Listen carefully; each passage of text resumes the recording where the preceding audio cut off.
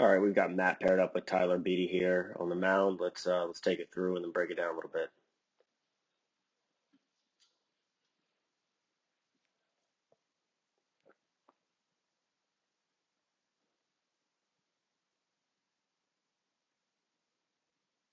Okay. All right, let's get them back up to the top here. Let's go, Matty. Sorry about that, a little too far. All right, good pitch here. Just starting hand position. I actually prefer it more at the chest height, but I also don't have a problem with this, just from a standpoint of throwing from the stretch and working on quicker pick off moves to first. But he's always done it that way, so not a big deal there at all. Let's take it through and get it up to leg raise and see what he looks like from.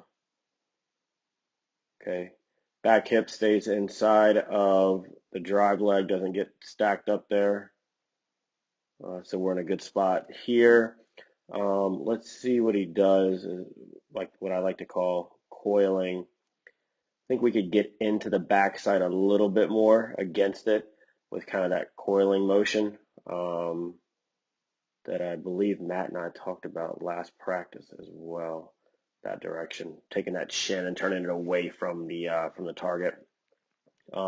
He does do a pretty good job of leading with that front hip, though. You see here, leading the way.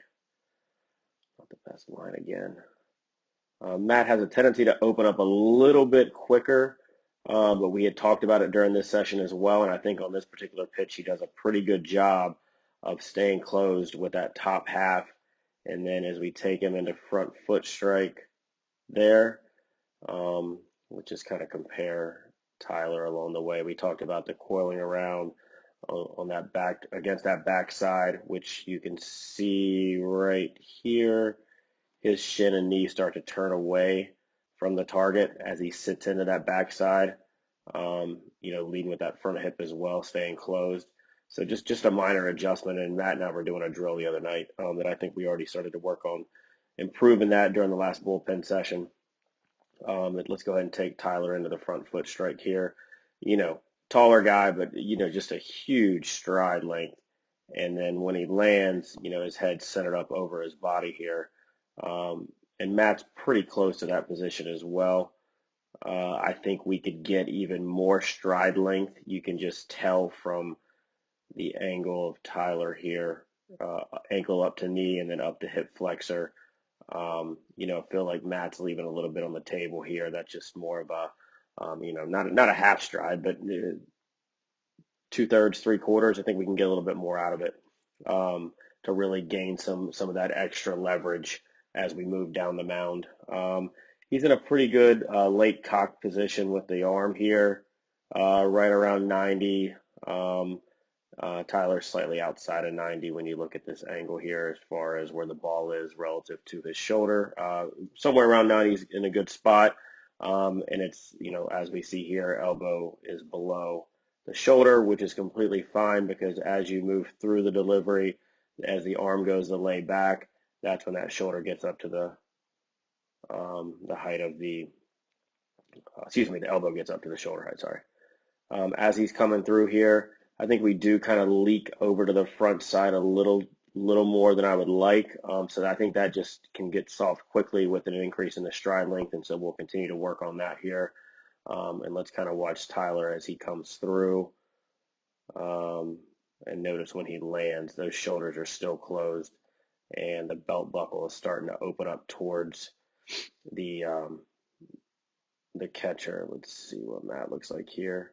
Does a pretty good job with the hip to shoulder separation. I'll be honest. That's he stays closed there mostly with the shoulders. We're going to do some drills tonight and continue to work on this. But for the most part, and this is one of his better velocity pitches also, did a good job of creating some form of separation between the hips and the shoulders there. So not a bad job at all. Like I said, just a little soft on the front side. I'd like to see that leg firm up a little bit more. And as we take Tyler through, you're going to see his firms up maybe even more than a lot of guys does as far as the timing of that all. But you'll see that's obviously as firm as it could possibly be. Up and over that front side, you can tell he gets his hips all the way through because we can see the bottom side of this this heel facing over towards third base. Um, and I think because of that soft landing on the front side that we'll want to work on, you can see the underside of Matt's shoe here, but feel like we don't fully get everything just up and over that front side as well as we possibly could. So a couple things to work on here. But this was one of the better pitches of this routine. And like I said, we've already started to work on some things about getting into that backside, getting heavy early into that backside, as I like to say. And then we'll work on firming up this front and really getting everything moving and, just having the arm along for the ride. But a lot of good stuff here, Matt. Good job, bud.